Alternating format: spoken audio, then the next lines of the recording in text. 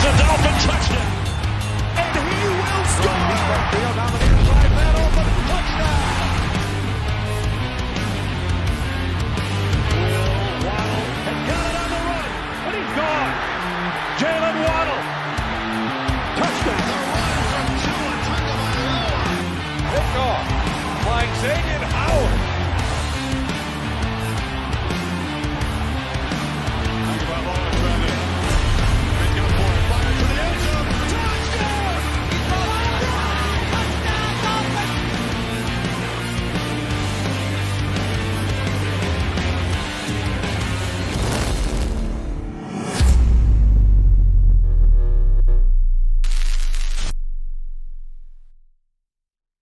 What is good, Fin Nation? What is good? It's the fourth one of the season. First time in 4 weeks. Victory Monday is upon us. The Dolphins are 4-3. And we got a lot to discuss tonight, man. I'm loaded with some trade market news right now. You know, I had already reported to you guys both on Patreon as well as in the community tab, as well as live here, that, you know, I was hearing when we were 3-0, we were gearing up to be a real player at the deadline. And some of the names I've heard we've checked in on. Now, again, we checked in on. I'm not saying trades aren't work, but some of the names we've checked in on, man, like, the Dolphins are looking to add an impact player right now. They are looking to add something right now, and we're going to get into those details. If you are a Patreon or a YouTube channel member, you already got the update a couple hours ago. I also want to apologize. Better late than never. I apologize for my tardiness. I was about 15-20 minutes late coming on here today, so I apologize to all of you. Usually I'm a few minutes late just to build that anticipation. Tonight was a different story. I just had some stuff come up that just caused me to be a little bit tardy here, so I apologize to all of you. But before we get into the trade market, before we review what happened and recap what happened yesterday, man, I got some things to get off my chest here. I got some real I got some things I want to get off my chest here before we get into the trade market stuff. We'll get into that in a sec. You know, you go onto Twitter, you go on to YouTube, you go on to Facebook. Fans are complaining after a win. Now listen, was there stuff that needs to be cleaned up? Sure. And it will be cleaned up. Was it pretty? No. Did I expect better from both McDaniel and Tua yesterday? 110%. But, you know, Tua looked like a guy who hadn't thrown a football in 24 days at certain points. And McDaniel, you know, this is the first time where I'm going to come out and say, you know, I was not impressed from a coaching aspect by McDaniel yesterday. Now, there's already been certain things that have raised my eyebrow, but yesterday was just not, you know, I think that was his worst game so far we've seen as a coach as a head coach at the professional level. But again, listen, a win is a win. I'm not going to sit here and say, I'm not sitting here saying this is a playoff team, this is a Super Bowl contender, but for those of you who haven't seen playoff football or been, you know, at all in a long time, you're going to have to win games like that to get to the playoffs and in the playoffs.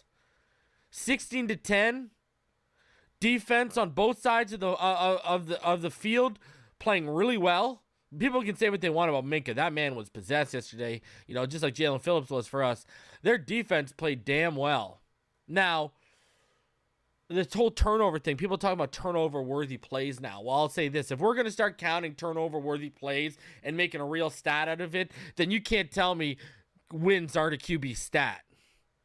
Because wins have a lot more substance and are a lot more real than hypothetical turnover-worthy plays. Do Dolphin fans not remember what Josh Allen, how many dropped interceptions in the second half alone he had against the Dolphins in week 3? The guy had like 6. And I will say this. Between the Gesicki arm hold, you know, and the contact with Tyreek, I believe there was a couple of those turnover-worthy plays that Tua had where there should have been a flag. We should have drawn a DPI on a couple of those. You know? So, listen. It happens. Did the ball get turned over at the end of the day? No. Listen, some of y'all want to live in a fantasy world of where ifs and buts are candies and nuts. Knock yourself out. I'm not stuck living in that. Fact of the matter is, it was ugly. We won. Our offense did just enough to win that game. At the end of the day, we should have won by 2 scores if McDaniel just would have kicked the field goal, because that's another thing with McDaniel, taking the ball out of Tua's hands on that 3rd and 4th down, where after he had just converted a 3rd down, where Chase Edmonds failed to get the conversion. And I didn't even like the play call. I believe on that 4th down, we'll look at the All-22 tomorrow with Martin and Ballgame, but that 4th down was like an RPO, and everyone looked confused, and the play calling wasn't good. Like, listen, as much as Tua wasn't doing himself a lot of favors, after those first 3 drives, because the first 3 drives he's fairly sharp. After those first 3 drives, as much as he wasn't doing himself very many favors, let's be honest, the play calling wasn't doing him very many favors as well. Now, the O-line did their job, had some bad penalties, but they did their job from a pass pro standpoint, so you can't blame the O-line. So it is what it is. I mean, let's be honest with ourselves. Let's sit back, and Mike Tomlin outcoached Mike McDaniel yesterday. And another thing you got to point at, too, is the adjustments their defense made to our offense were evident. The thing is, McDaniel and our offense then didn't readjust to the adjustments the Steelers defense had made against us. Outcoached.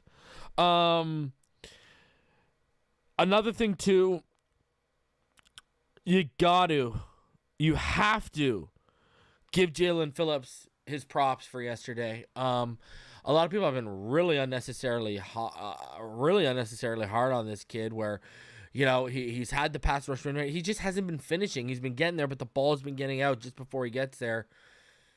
Man, that guy was an absolute monster yesterday, all over the field. So was Bethel, AVG. Absolutely fantastic. Teron Armstead. Wow. I mean, when that guy's healthy, I mean, that's a game changer at the tackle position. Top 3 left tackle in the NFL. I mean, his play yesterday was absolutely phenomenal. Teron Armstead was absolutely a stud. And you even see, now, Teron Armstead can't stop a guy from taking penalties, but you even see a little bit of an uptick in Liam Eichenberg's play when Teron Armstead's out there. And I mean, you should, and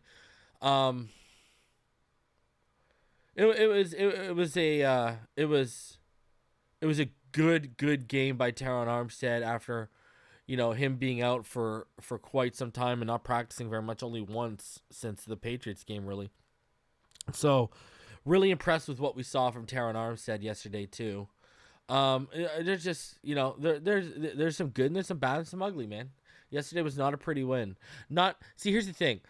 All of a sudden, because we've seen the capabilities of this offense, now the expectation is, okay, well, you got to blow out every team, right?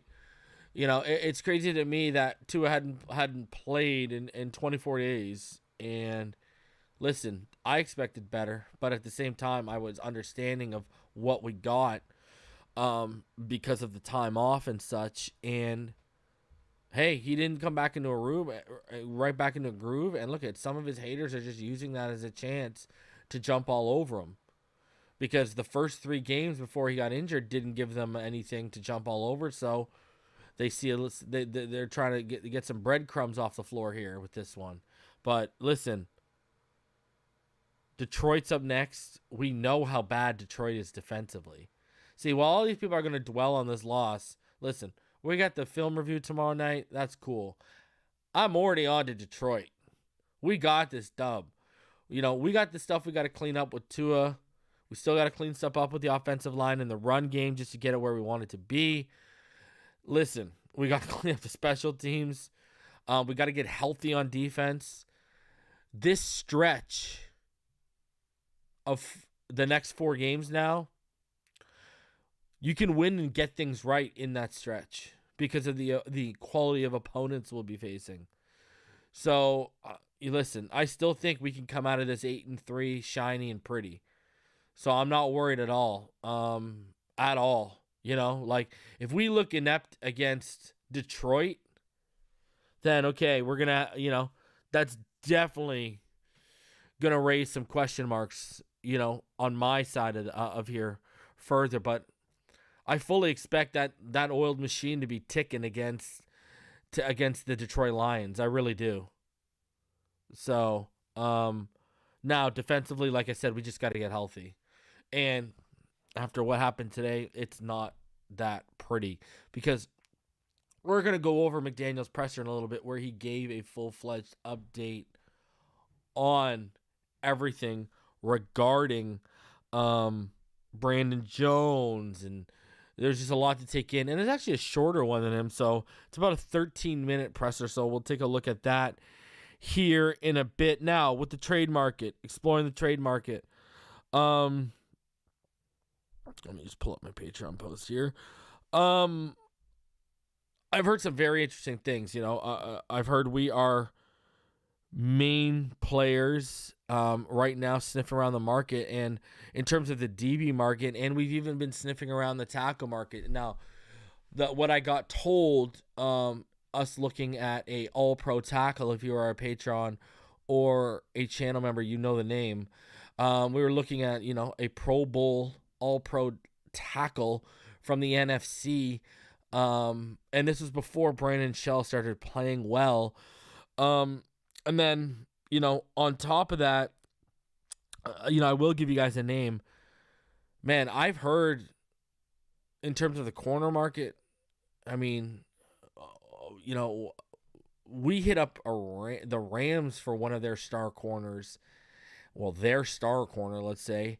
And, that's a team that's looking to add, not take away. But we are exploring. We're even, from what I'm looking, we're looking to add impact players, and no one is off limits. We are even contacting teams that are clearly in a playoff race or clearly in a position to be leading no one's off limits. It doesn't matter whether you're 1-5 or 5-1. We are exploring our options very deeply right now. Now, in terms of Mike Gesicki, I was told not so sure they move him. That's exactly what I was told.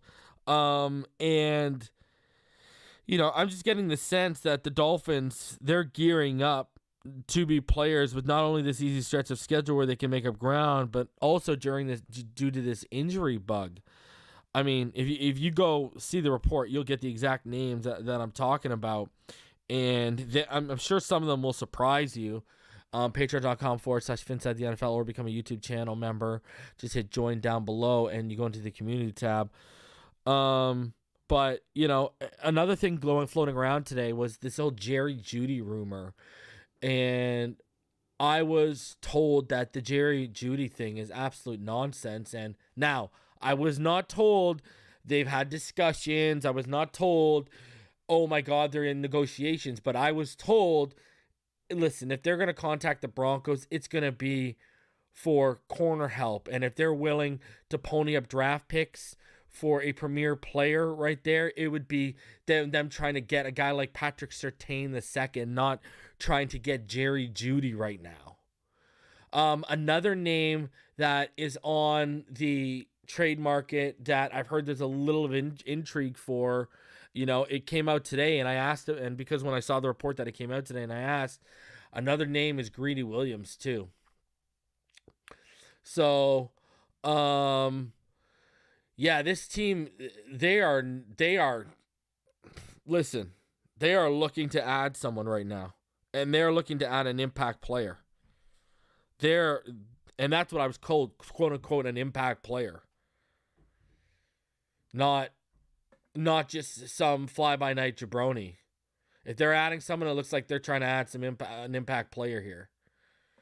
So, we'll see how it works out. I mean, the market is hefty. I mean, look at what came out about the McCaffrey stuff and all the teams that were involved in that. I mean, I don't know if you guys saw what the Rams were offering, but the Rams offered like Cam Akers, I believe like a second and a fourth from this year, and then 2 picks from next year for him.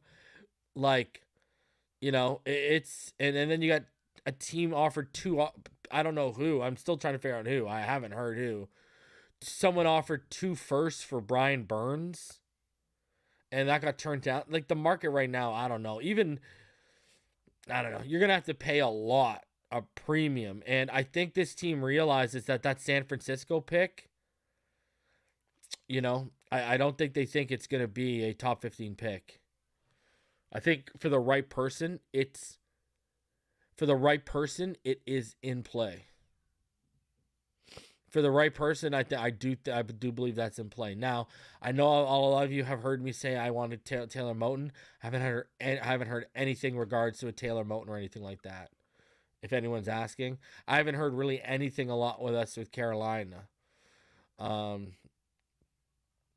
the only thing that would make sense with Carolina is Motley, Bozeman, or one of their corners because they're pretty deep at corner. But I have not heard anything with them. And again, the tackle that I heard we inquired about, who's someone that's been talked about on this channel before, multiple times, going back to last year. That was before Brandon Shell, the last 2 games where Brandon Shell was playing at the level he's been at. So, I mean, you can go to the Patreon, you can go to the community tab. You will, if you're a member, and you will see the names right in front of you. So yeah, the Dolphins are definitely exploring the trade market right now, and from what I'm told, they're looking for an impact player. So, hey, the injuries are piling up. It's not just the injuries. I think they realize this easy stretch too that they're going to win some games here. So this team, they know if they're healthy, they're deadly, but it's a matter of getting there. So we'll see. That is the news with that. We are definitely exploring. And listen, I would not be surprised if they add depth pieces as well, because we don't need just an impact player, at corner right now, or even on the offensive line to shore up the interior. We need depth too. I mean, we got 0 depth here in the secondary. I mean, heading into the season, some of the concerns on this channel were our depth on the offensive line and our depth in the secondary. And now it's getting tested, seriously getting tested now with the Brandon Jones news. But that said, let's get into going over this win yesterday. All right, so let's start off with the snap counts. Always gotta start off with the snap counts, and we'll start off with the offense like we always do. So you see a couple things standing out here. Raheem Mostert getting 71% of the snap count, whereas Chase Edmonds only got about 29%. And even with those 18 snaps he had, he still managed to screw up the flow of the game. Thank you, Edmonds, with a drop and some non-conversions. You see Gesicki, 61% of the snaps. Durham Smythe was out there yesterday. You didn't even notice him. And that's because his snap count was way down. He's usually a 60-some-odd% guy, down to 42%, while Gesicki was actually in the 60s. Smythe battling that hammy injury. And then, obviously, Brandon Jones went down. And we will get into that snap count because it's going to be interesting with what you see with Fedulum and McKinley and Rowe and how they split that up. But looking on here too, look at the decent amount of snaps for Sherfield. Cedric Wilson, 4 snaps while Sherfield had 35. Sherfield clearly pulling away as wide receiver 3 in this offense right now. Not even close. Craycraft, again, not used very much, down only 6 snaps. So, and then Tanner Connor saw 2 snaps. Nothing too crazy or impressive there. Now, defensively,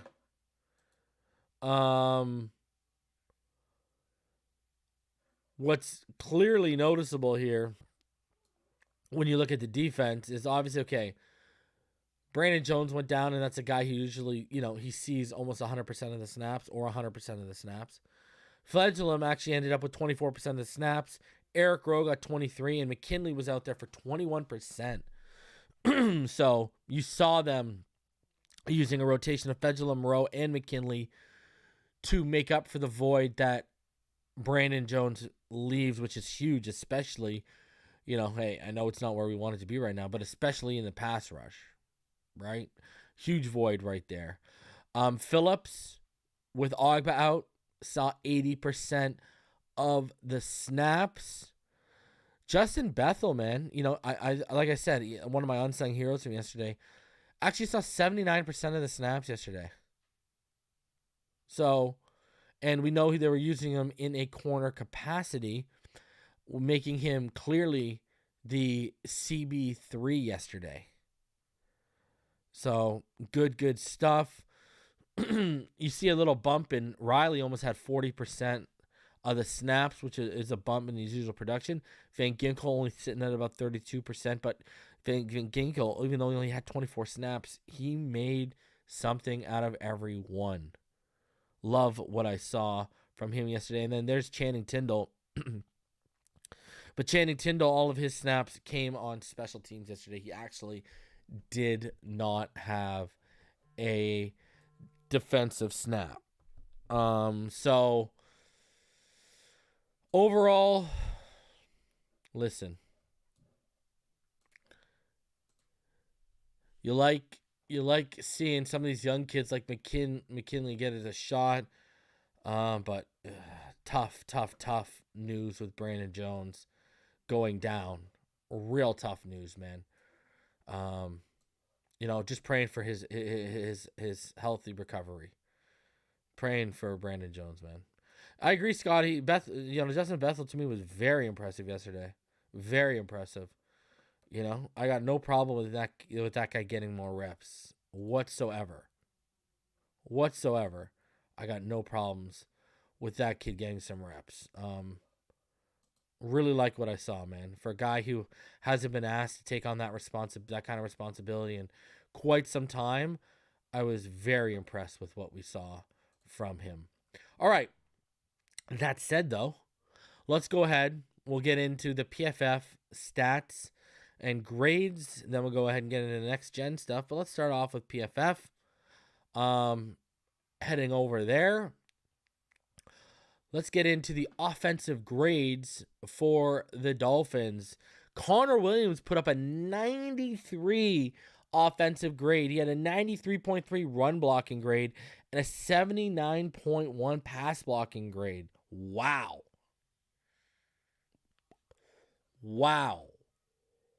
He was your top graded offensive player. Raheem Mostert, number 2 with a 79.3.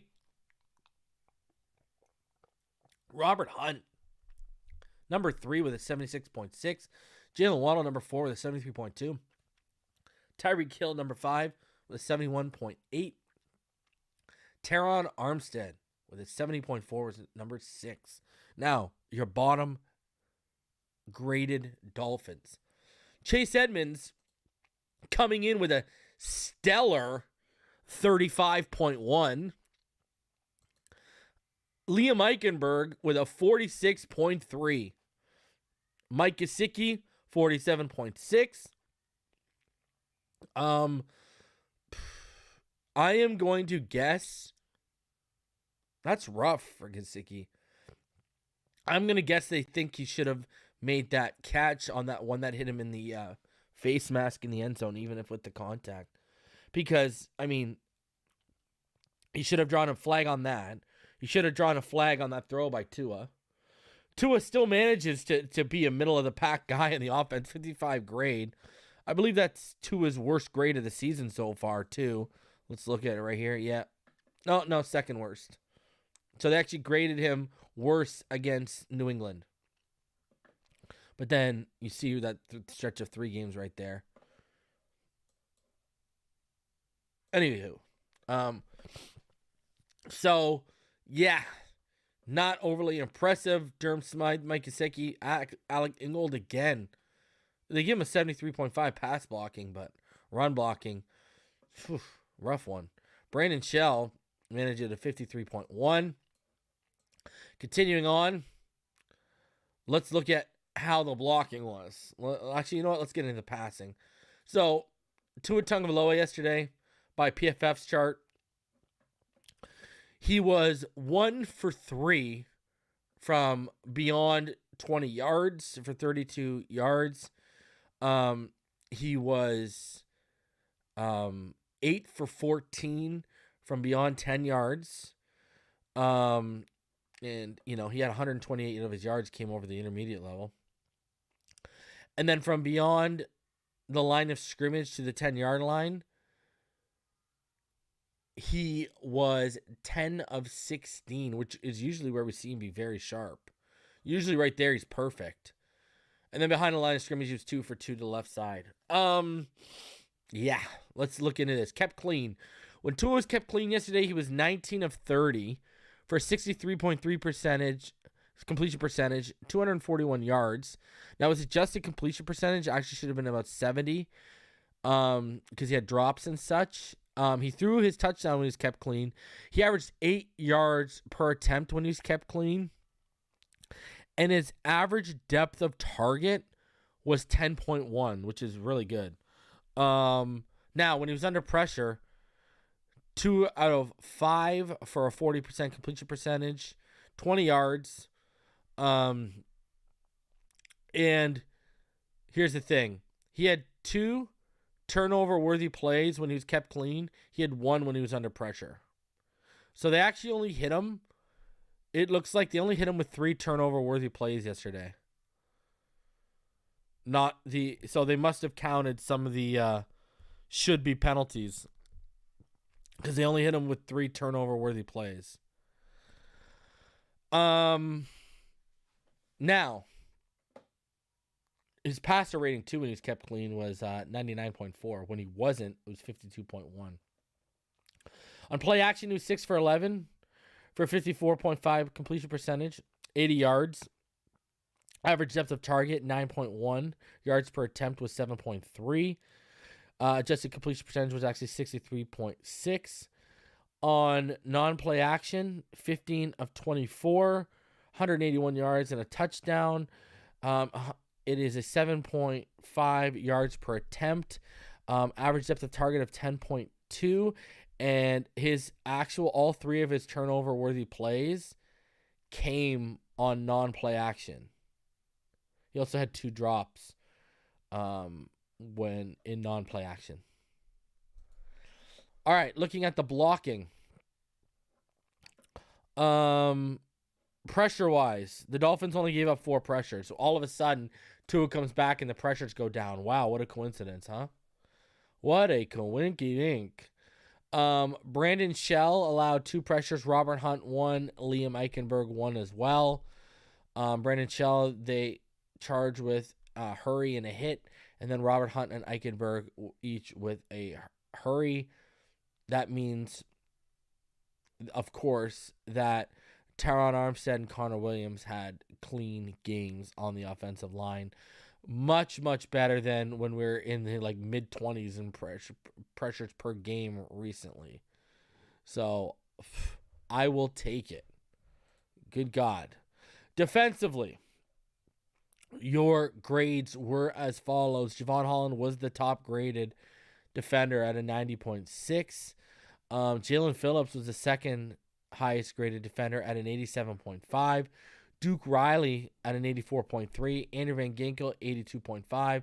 Melvin Ingram, an 81.3. Jerome Baker, 78.1. Ben Stilley at a 76.1.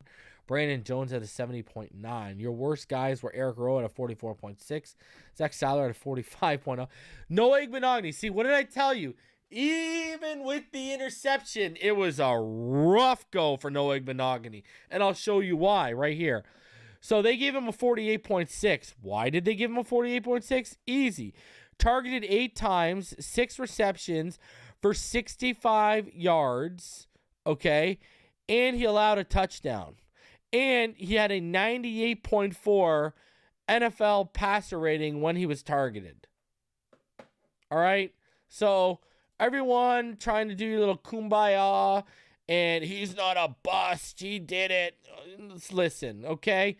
If it wasn't for that interception, we'd all be talking about how Noah Igbenogany was on a rotisserie all over again. So I ain't trying to hear, let's see some consistency. All right? Iggy got picked on. He got picked on badly. All right? And by Kenny Pickett. Not like it was Aaron Rodgers. And I'm hearing people trying to say, well, the Pickens fade. They're trying to give it. No one could have. Listen, if X is in coverage on that fade, he ain't making that catch. I'll even say if Byron's in coverage, Pickens is probably not making that catch. Go back and watch the play. Noah was out of position and didn't even wasn't in a position to make a play on the ball or really get in there. So I'm not trying to hear anything about Noah. All right. Noah was not good. All right. Sure. Fantastic pick to clinch the game. Not going to take anything away from it. But up until that point, don't lie to yourself. All right. All right. Now, let's go to the coverage matchups like we do and we'll even get in deep in it. Justin Bethel targeted 9 times, allowed 7 receptions for 54 yards, 3 first downs, and he had an interception. Noah Igbenogany targeted 8 times, 6 receptions at 65 yards. He allowed 4 first downs and a touchdown, but he had an interception as well. I mean, look at George Pickens. 3 for 3 for 46 yards and a touchdown and 2 first downs. Pat Freiermuth was a monster yesterday. Duke Riley targeted 5 times, allowed 5 receptions for 21 yards and a first down. Xavier Howard targeted 5 times, allowed 4 receptions for 35 yards and 2 first downs. He only allowed 4 yards to Pickens. It was Claypool and Deontay Johnson are the ones who added up, and yet he only allowed 11 and 14 to these guys. He didn't allow much at all. Clayton Fedulum targeted 4 times, allowed 2 receptions, 2 first downs, but he had that big pass breakup on Pat Freiermuth. Brandon Jones targeted 3 times, allowed 2 receptions, Deontay Johnson had a drop. Didn't allow a first down. AVG targeted twice, allowed 2 receptions for 10 yards. That's it. Javon Holland targeted twice, allowed 1 reception, a first down, but had the interception on the target to Deontay Johnson. Jerome Baker targeted once, allowed 1 reception for 2 yards to Najee Harris. Rowan McKinley was targeted once to Pat Freiermuth. He allowed the reception for 7 yards. Eric Rowe targeted once, allowed a 21-yard reception to Pat Freiermuth, which was also for clearly a first down. Atlanta Roberts targeted once with Najee out of the backfield, did not allow the reception. So, I mean, listen, Noah was not pretty. Noah was not pretty. So you can see, listen, Bethel targeted 9 times, allowed 7 receptions, allowed less yards, didn't allow a touchdown. But here's the other thing Bethel was doing yesterday that Noah wasn't. Bethel was around the football everywhere. Bethel was tackling left, right. Bethel was actually out there making a difference in the game. Bethel was around the football even when the ball wasn't in his coverage area. You know what I mean? Bethel was just around it. So that was a difference. That's what I would say is a difference between, those guys. And that's just my personal opinion. I mean, you can go back and watch the film. That's what I saw. I don't know about all you. we're talking about Tua right there. I want y'all to realize the Dolphins are averaging 8.1 net yards per pass with Tua Tagovailoa, yet with Skylar and Teddy, they're averaging about 5.8 net yards per attempt. They average 8.8 net yards per attempt out of 11 personnel with Tua. Without him, they average 5.8 yards. They average 8.6 net yards per attempt in 21 personnel with Tua. They average 5.1 yards per attempt without Tua Tagovailoa. I'm just saying, it's clearly evident, right? It's clearly evident. And that's even with them running the football better with the backups. With the backups, they average 4.9 yards per carry. With Tua, they're averaging about 3.5 yards per carry. So, you want to go deeper into that? The Dolphins are averaging 4.8 yards per carry on the ground out of 11 personnel and 4.2 yards out of 21 personnel, all with Tua. Obviously, that's pretty good. But with Teddy and Skylar,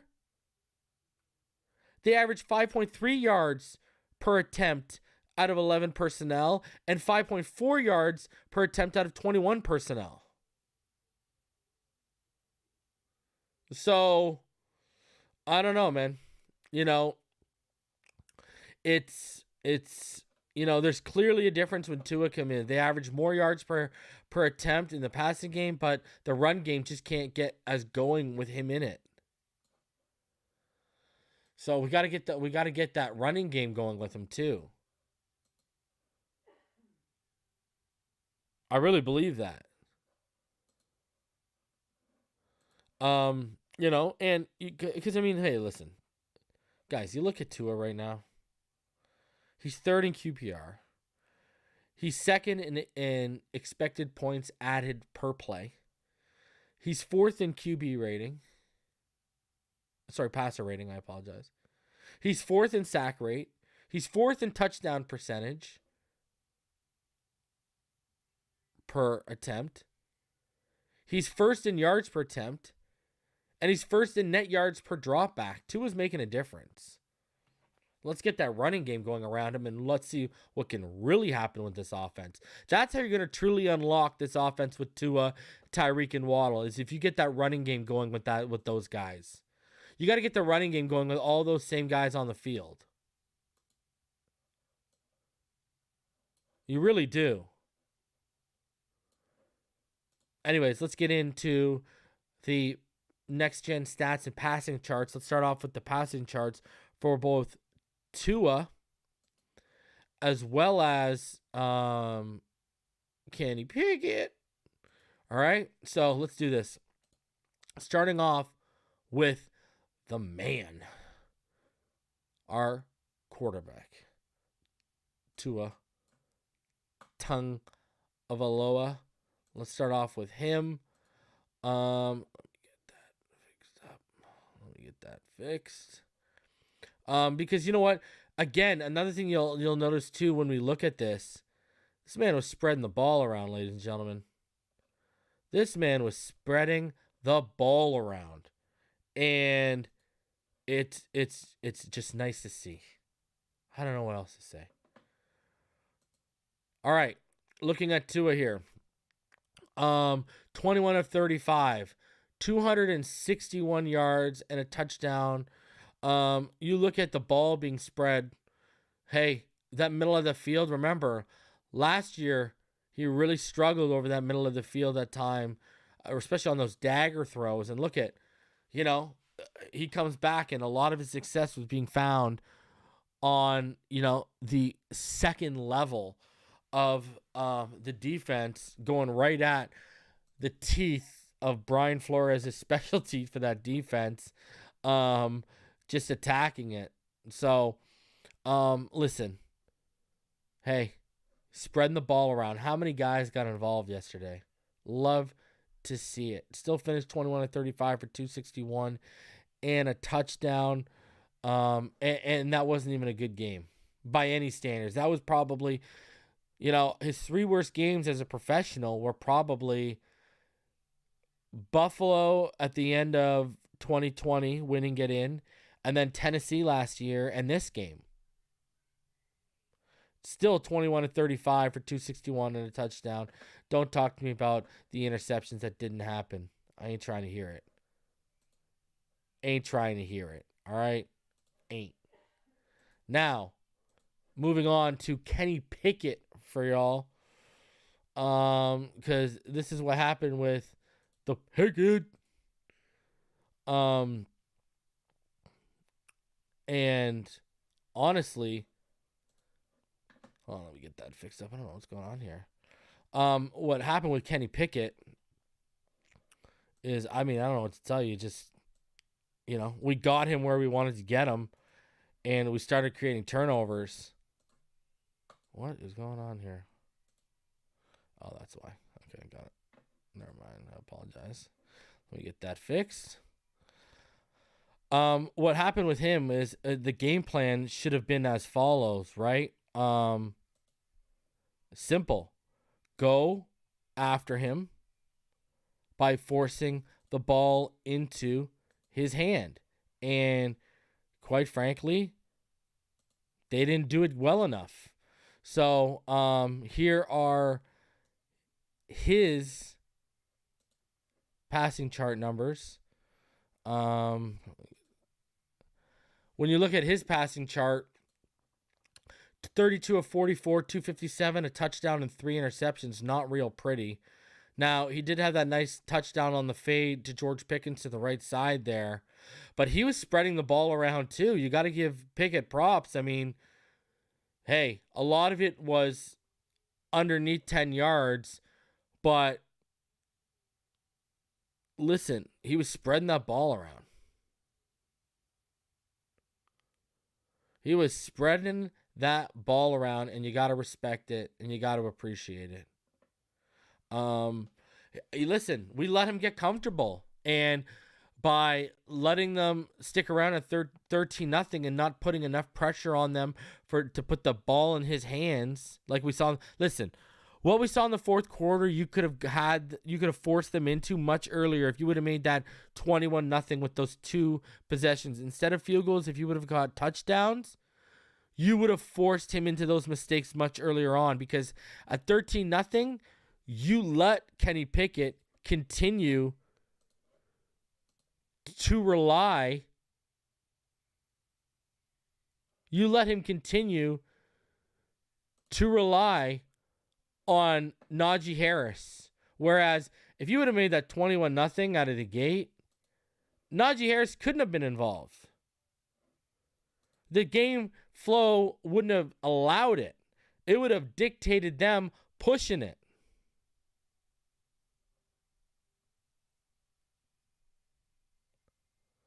So, yeah.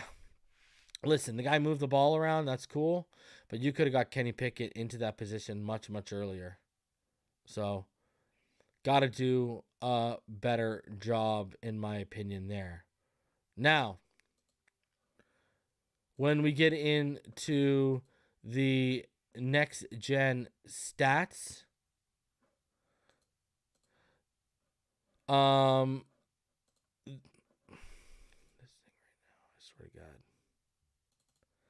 When we get into the next gen stats, this is what it looks like at the game center. Kenny Pickett had the longest completed air distance of 38.3. Tua Tagovailoa, 32.4. The fastest ball carrier was Chase Claypool at 18.35 miles per hour. Javon Holland at 20.29. Jalen Phillips had the fastest sack at 4 seconds. Passing wise, you see Kenny Pickett. You see now their passing chart looks a little different, right? Like PFF had more attempts from Tua beyond 20, so I don't know who's charting them. But next gen stats, you see these guys made their living under, from the intermediate level back to the line of behind the line of scrimmage is where these guys were making their money yesterday. Right? Not very much in terms of deep Now, rushing-wise, Najee. He found a lot of success running off that right edge and the left edge. Not too much running up the gaps. Jalen Warren for them, though. He's explosive for a little bit, but again, they only gave him 2 carries. So Najee, though, going off those edges. Raheem Mostert found a lot of success running to that left side with Eichenberg and Taron Armstead. Got to appreciate it, man. Got to appreciate it. Look at Raheem Mostert off that left side. 8 attempts for 51 yards. Beautiful, beautiful stuff. Receiving-wise, Pat Freiermuth, 8 receptions for 9 on 9 targets for 75 yards. Jalen Waddle was the leader for the Dolphins, 4 receptions, 5 targets, and 88 yards. Now, you look at the league average of separation per route ran is about 2.92 yards. George Pickens was averaging 4.3 yards. Pat Freiermuth, 3.2. Zach Gentry, 3.81. Chase Claypool, 3.3. Deontay Johnson, 3.19. All those guys well over it. The league average of separation, again, 2.92 yards. Jalen Waddle, 5.61 yards. Tyreek, 3.05. Sherfield, though, not much separation at 1.38 yards. And Gesicki, under the league average as well at 2.26 yards. Now, pass rushing-wise, the average separation from a QB in the NFL, the league average is 4.53 yards. Jalen Phillips was at about 3.91. Wilkins, 4.48. Seiler at 4.48. And then, so all 3 of those guys under the league average. And then Raekwon at 4.55. For the Steelers, Malik Reed at 4.5. Highsmith at 4.62. Ogunjobi at 4.7, and then Cam Hayward at 5.3. So to see Alex Highsmith and Hayward, especially Hayward, well below the league average, very positive sign for what the offensive line was doing against in terms of nullifying the Steelers' pass rush yesterday. Good stuff, man. Good stuff. Love seeing it. Very, very, very positive stuff when you look at it all. Let's get into, after this, let's get into what Mike McDaniel had to say today. Let's get into Mike McDaniel's presser, and we'll go over this because he gave us an update out the gate. He's going to give you an update on Brandon Jones. So let's get into it. Jones tear his ACL, and is he out for the year? So it's looking like he's gonna go on IR. We're getting some more opinions. There's some lingering college stuff that are complicating the issue, but we should know lingering more college stuff by Wednesday. Okay. But it's I'm not too excited about it. As far as him playing this year? Again, I'd be hesitant to say that until you get all the information. That's not really fair to him. Not good at all. Or anyone. So, we'll hope for the best information coming back. But more than likely he's going to be on IR on Wednesday, and we'll know a little bit more by then. Is this the week Byron Jones? I don't think it's going to be, no. So no Byron Jones again. I think it's the whole process is, definitely frustrating for all parties. But these things are individualistic in how people recover from things, and I know it's not because it's not for all the effort from both sides, from our medical staff and from his side as well. So it doesn't look like this week. And as far as when it's going to be, I just don't like to speak from complete. I think it's kind of irresponsible to just spew out. I literally have no idea. And we hope, but we're prepared. That we can't control the. This does not sound good about Byron Jones. As far as that timeline, it's frustrating to say. So I know it's frustrating for you guys to keep asking, but it is what it is. Mike, Just one other thing to clarify on Byron Jones. Is the body part that's keeping him out now the same one that was surgically repaired in March, or was there a new injury to a different body part has resulted in being sidelined? You know, it's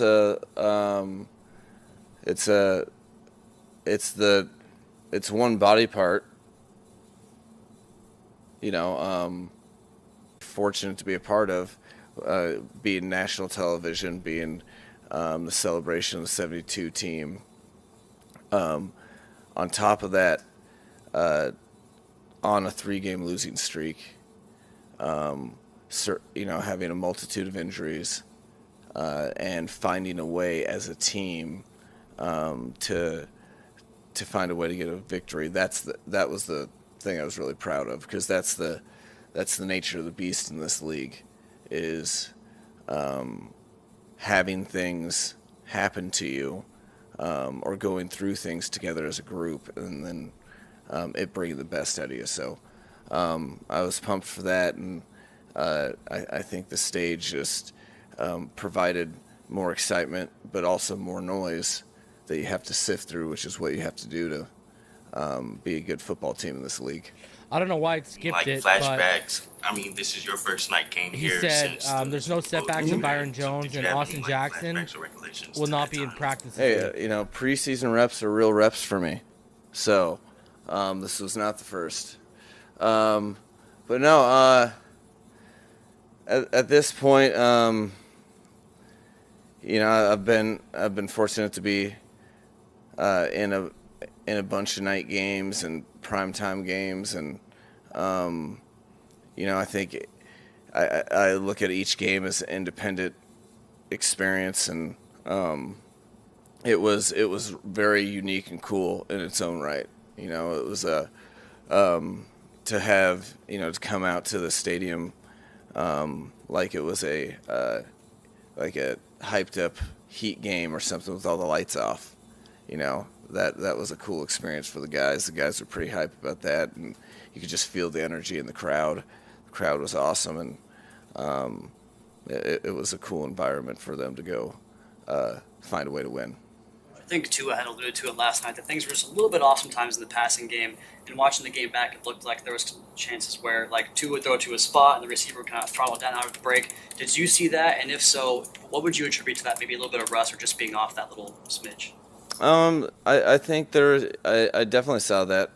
They knew it during the game, and I think it was great examples of, you know, we talk a lot about our timing of our offense, and you know, when we want things out of our breaks and how we're expecting quarterbacks to anticipate and receivers to run the routes. And there was more than a handful of situations where our expectation is to catch something running, and that's kind of what we work on, and we fell short because of you know, there was just a little bit of, you know, hesitation or you know, just straying away from our fundamentals. And when you're able to still find a way to win, it's awesome to have those experiences, because now you can learn from them. Because that was you know, there was like 5 or 6 examples of it's a much different looking ball game, and we're scoring the points that we expect to score if, you know, we're meeting our expectations that are simple fundamentals. So it's something that is encouraging because we can control it, and that's something that we're all of our guys will expect to clean up in the weeks moving forward. Yeah, because you even noticed, like, Tyreek not running through his routes and hesitating on certain, stopping, Tua timing off too. Well, we had, you know, each game you're kind of known if you have your package of actives, you know, that is the equation with special teams and whatnot. You go in with certain contingencies if a certain person should go down and where people are going to move, and that's how you rep stuff during the week. And it just so happened that our contingency plan in those affected the certain packages that were running at the time of the game. We were playing, certain types of coverages that fit within the game plan. So it went right on routine, had nothing to negate from Eric Rowe's play. It was just the plan going in as the people that we had up in the active game day roster. Mike, your thoughts on what Brandon Shell has given you at right tackle these past 2 games? Again, he continues to impress. I thought he did some really, really good things. And on top of, in the short period of time, the stuff that he's had to master, I think he's playing very well. Been very proud of him. He's fitting right into the culture. Continues to get better, and is a real strong dude that understands angles and how to block people. So it's been fun to watch him develop, and he's making our offensive line group as a whole better by his good play. I agree, 110%. How much gratification do you get when you see a player that's working so hard in practice like Noah? It seems like everybody after the game was just so proud of what he was able to accomplish. Throughout the game he was getting picked on, but then he comes up with this great pick. As a coach, how much gratification do you get to see him, step up to the plate when they really need to step up to the plate? That's the that is the best part of coaching. That's the best case scenario. That's the most rewarding, because that is the true. That's why it's such a cool experience that you can viscerally feel from the rest of the locker room and all the players, because you recognize expectations and hardships and having to deal with the pressures that come with being a talented athlete and being young, and then to see people persevere through some hardship it epitomizes everything that At I the get end of in the day, I coaching think we're all happy for that's Noah. like as good as it gets. So Even if it was a rough game leading to that point. I think Noah could feel it. I think the whole team. It just goes to show the type of locker room we have, and how people are really rooting for each other and believe in each other, which is one of the reasons why we have so many guys stepping up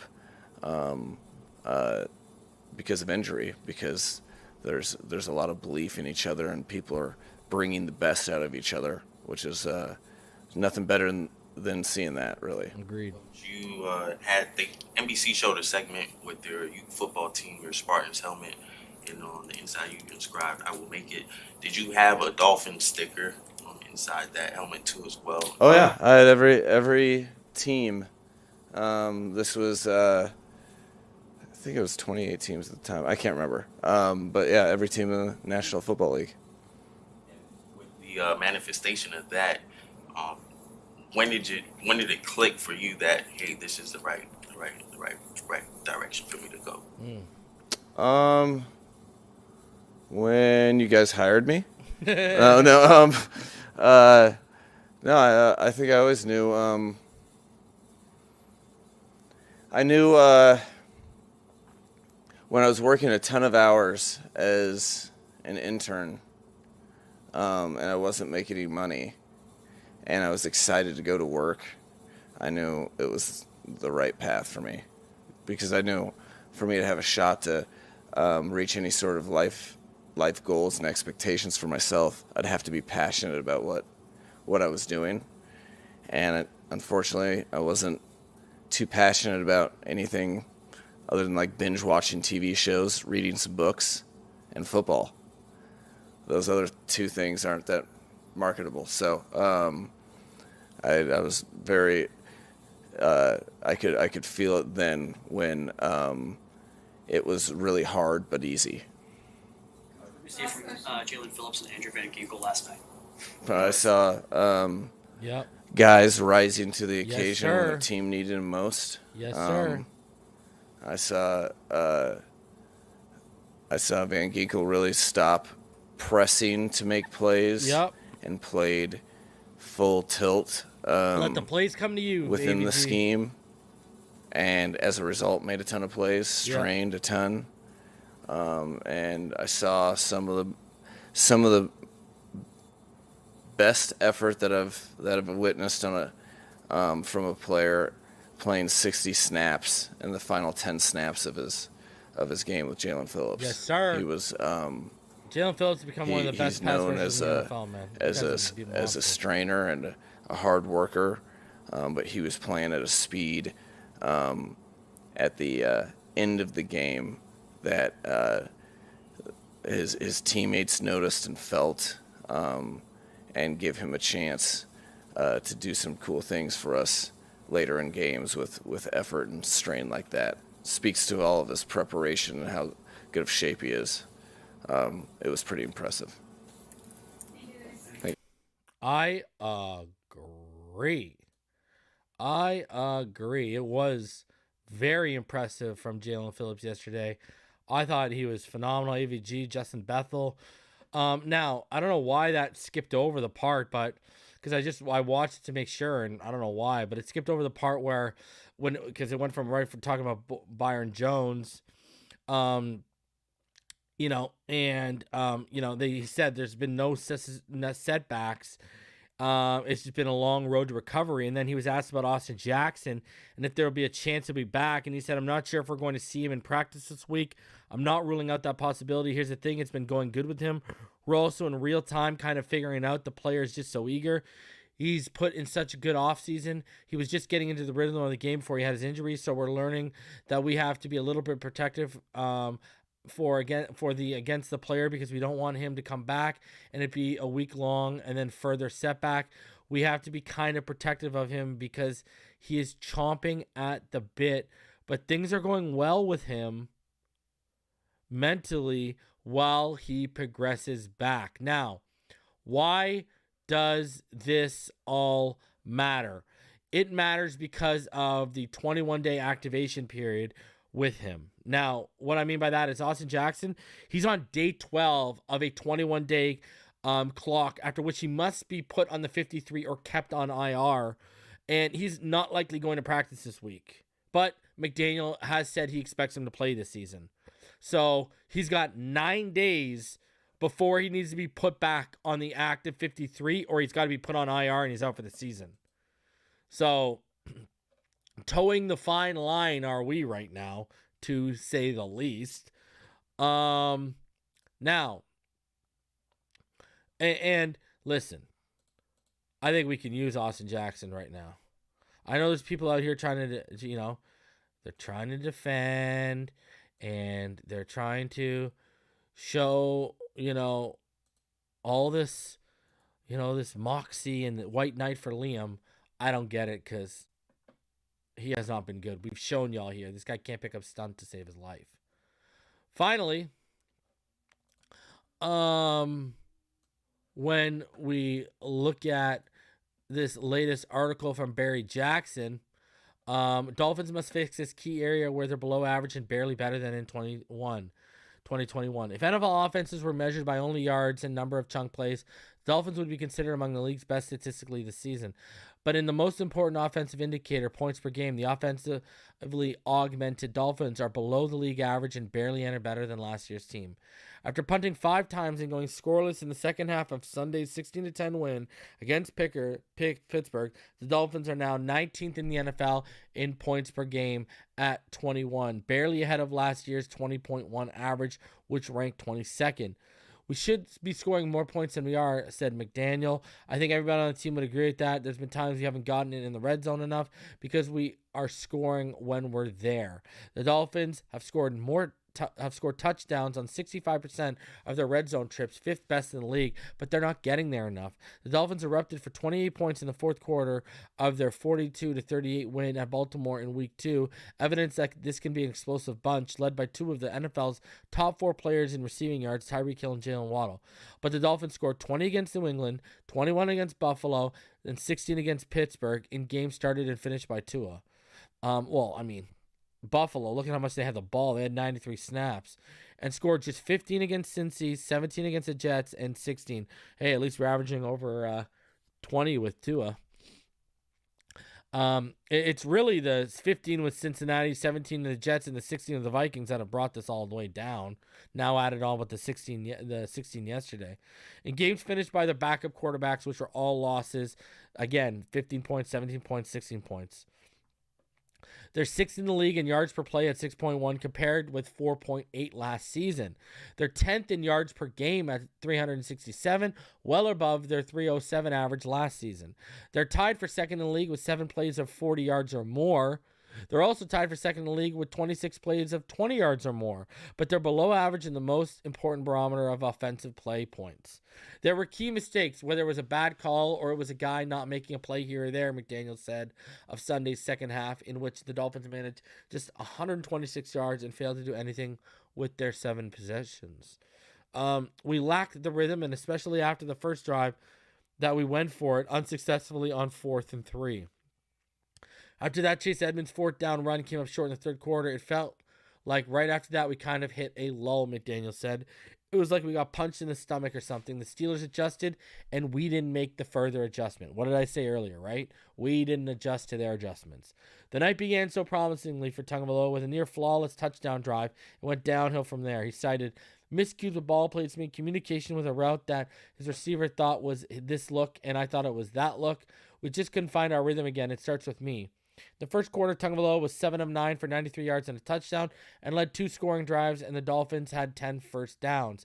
During the final 3 quarters, he completed 14 of 26 for 168 yards, and Miami produced just 7 first downs. He acknowledged that the fact he hadn't played in 25 days because of a concussion had an impact. Not being able to play 2 games does have an effect on my performance in a way that I haven't seen full-speed reps in practice where guys are coming to hit me, tackle me, Tagovailoa said. Getting used to that and really just being able to help our O-line out, trying to get the ball out faster, trying to make quicker decisions, just so the defensive line doesn't get comfortable with their rush patterns. You don't get some of those looks in practice. Pittsburgh dropped at least 3 interceptions, potentially 4. The Dolphins caught theirs and we didn't catch ours, Coach Mike Tomlin said of the interceptions, with Miami securing 3 and Pittsburgh none. That's probably the difference in the game. Tagovailoa closed the game with a 92.7 passer rating and dropped from 1st to 4th in passer rating, 105.9, behind Mahomes, Allen, and Geno Smith. The positive for Tagovailoa, he continues to be a winner. Miami is 4-0 in games he has finished this season and 17-6 in games he's finished in his career, excluding his NFL debut when he played the final series of a 24 win against the Jets. Tagovailoa leads the NFL in yards per passing attempt at 8.64. The offensive line was very good, not permitting a sack, a byproduct and part of Taron Armstead returning from a toe injury, and Brandon Shell playing well in his second start at right tackle. Raheem Mostert has become a reliable lead back. He's averaging 5.2 yards per carry over the past 4 games with 60 rushes for 310 yards. But closing out games remains a challenge for this offense. The Dolphins did the last thing you want to do. Stop the clock when Tagovailoa's pass to Hill was nearly intercepted on 3rd and 3 at the Pittsburgh 42 with 2:43 left. So the Dolphins needed this to stop the Steelers twice in the final 5 minutes. Once on the Javon Holland interception and once on the game-sealing Noah Benogany interception. They needed to stop the Bills twice defensively in the final 2 minutes of their Week 3 win. So closing games offensively remains an issue. So does scoring more points. As a perspective, last season, only 13 teams averaged fewer points than the Dolphins are scoring this season at 21 per game. And only one of those 13 teams, Pittsburgh, made the playoffs before being quickly eliminated by Kansas City. The upcoming schedule is soft at Detroit, at Chicago, home to Cleveland, home to Houston after a bye. But Miami's playoff chances diminish considerably if they can continue scoring in the teens or very low 20s. We'll all settle down now that we have Tua back and sustain more drives, Trent Sherfield said. I mean, hey, you look at some of those numbers and it just tells you that the points are going to come, right? We're 10th in yards per game. We're averaging 60 more yards per game than we did last season. Tied for second in the league with 7 plays of 40 yards or more. Tied for second in the league with 26 plays of 20 yards or more. Right? The plays are going to come. We're 6th in the league in yards per play at 6.1, and we're averaging a yard, 1.3 yards more per play than we did last season. The points are going to come.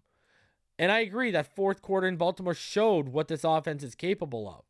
The points will come. I'm telling you. You just got to be patient. Just like Jalen Phillips. We knew he was going to come around, and he's coming around. The points will come. Believe that. So, man, it's they will come. We just listen. We got a guy coming back for the first time in 24 days. McDaniel probably had his worst coach game as a head coach so far. And like I said, we didn't make the proper adjustments to their defensive adjustments to our offense. So, listen, the points will come. It's showing up right now. And this is a stretch. I mean, look at this. Detroit, Chicago, Houston. These are teams, Cleveland. These are teams you can put those points up on. So, I ain't worried. I ain't worried. We're gonna get those points, man. We're gonna put those points up. You gotta have faith. Guys, smash that like button, please. Subscribe if you are new. I appreciate each and every one of you for coming through while Monday Football is out here doing its thing. Myself, I'm going to get out of here. I'm going to be back tomorrow night with Martin and Ball Game. We're going to break down the All-22 every Tua Tagovailoa drop back as Tua Tuesdays officially return to Inside the NFL, man. Love it. So I will see all of y'all tomorrow night. Peep it. We'll see y'all tomorrow. Tua Tuesday, baby. Let's go get it. Smash that like button on your way out, please. Thank you. Help me on your way out. I appreciate it. So I will see all of y'all tomorrow night. Let's go, baby. Let's review the film tomorrow, and then we're officially on to Detroit. Fins up, baby, all day, every day, even beyond the grave will lay. Enjoy the rest of Monday Night Football. Love each and every one of you. Hey, 4-3. Let's get it to 8-3, baby. All right, I'll see y'all tomorrow night. Fins up, baby.